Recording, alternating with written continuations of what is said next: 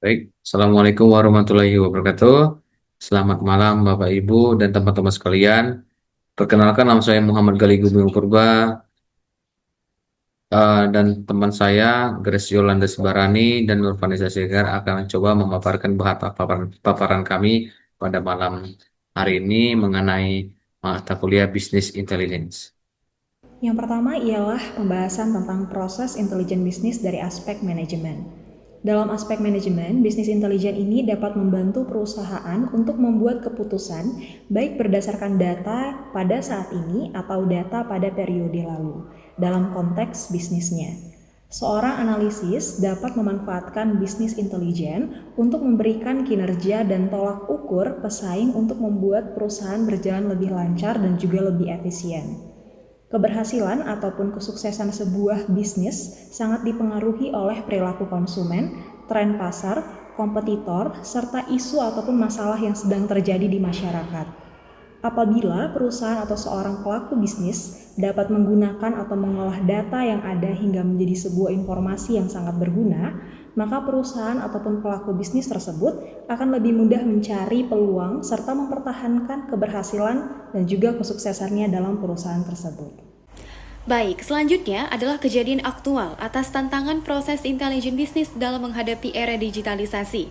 Kali ini kelompok kami akan mengangkat tema yakni gagalnya proyek transformasi digital Garuda Indonesia tahun 2021 hingga 2022. Garuda Indonesia mengumumkan Digital Transformation Strategy untuk meningkatkan efisiensi operasional dan pengambilan keputusan berbasis data. Namun, proyek tidak mencapai hasil signifikan karena kurangnya integrasi data antar unit. Garuda Indonesia pernah meluncurkan berbagai inisiatif transformasi digital untuk menjawab tekanan industri aviasi, terutama akibat pandemi COVID-19. Proyek ini mencakup antara lain 1. Digitalisasi layanan pelanggan, 2. Integrasi sistem operasional yakni ticketing, logistik, dan flight operations, 3. Pengembangan sistem analitik dan dashboard untuk pengambilan keputusan, dan yang keempat, otomatisasi proses internal misalnya MRO. Meskipun transformasi ini terdengar menjanjikan, implementasinya menghadapi hambatan besar, terutama dalam integrasi data dan pemanfaatan bisnis intelligence secara efektif. Faktor kegagalan transformasi digital Garuda terkait bisnis intelligence antara lain 1. Data silo antar departemen yang mencakup 1. Sistem data di Garuda terpisah-pisah antar unit, meliputi penjualan, keuangan, logistik, operasional, dan customer service tidak terkoneksi dengan baik.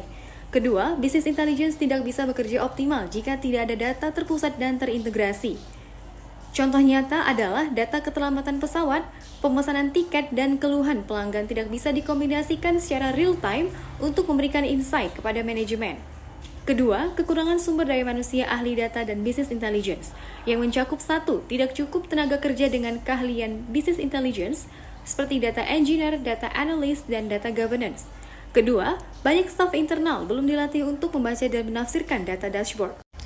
Ketiga, kurangnya budaya data driven di internal, meliputi 1. Pengambilan keputusan di manajemen Garuda masih sering berdasarkan intuisi dan pengalaman daripada data.